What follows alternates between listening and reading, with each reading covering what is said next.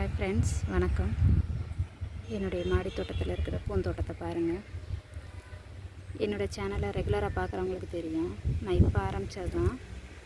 இந்த செடியெல்லாம் எப்படி விதை போட்டு எவ்வளோ அழகாக வளர்ந்துருக்குன்னு நீங்கள் ஏற்கனவே பார்த்துருப்பீங்க.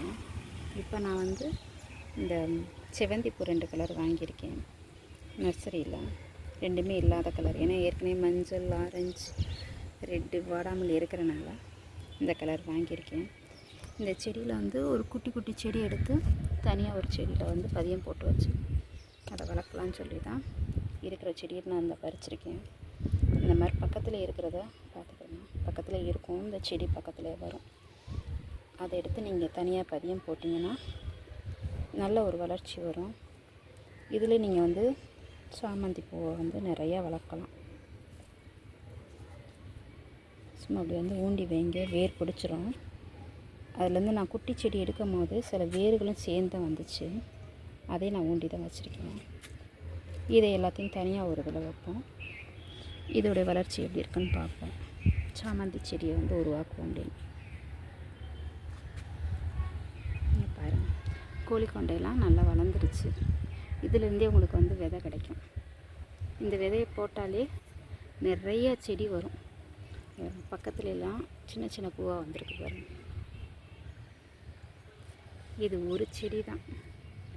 இந்த மாதிரி நீங்கள் விதை போட்டிங்கன்னா நிறையா வந்துச்சுன்னா ஒரே ஒரு செடி மட்டும் வச்சு நிறையா பூ அதுவலாம். இதுக்கு அந்தளவுக்கு பராமரிப்பு, நிறைய உரம் போடணும் அப்படிங்கிறதெல்லாம் கிடையாது. பார்க்குறக்கு அவ்வளோ அழகாக இருக்கும். இந்த வாடாமல்லியும் பாருங்களேன், இடையில நான் மாலை கட்டி போட்டுட்டேன். திருப்பியும் அது கொஞ்சம் பெருசாகி வளர்ந்துருக்கு பாருங்கள்.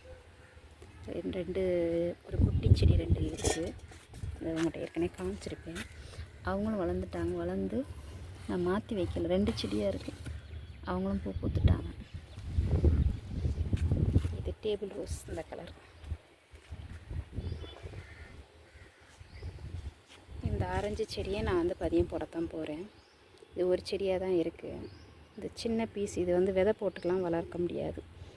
இதெல்லாம் ஹைப்ரிட் உள்ளது, அதனால் விதை போட்டால் வராது. இந்த மாதிரி இந்த குட்டி செடி வருதில்ல, இதில் நீங்கள் கட் பண்ணி ஊண்டுனா இந்த செடியோட வளர்ச்சி நல்லாயிருக்கும். முதல்ல இந்த சாமந்தி செடியை ட்ரை பண்ணிவிட்டு அதை கொஞ்சம் அடுத்தாப்பில் பார்ப்போம். நீங்கள் நிறையா பூலாம் வளங்க ஃப்ரெண்ட்ஸ், அழகாக இருக்கும் பார்க்குறதுக்கு.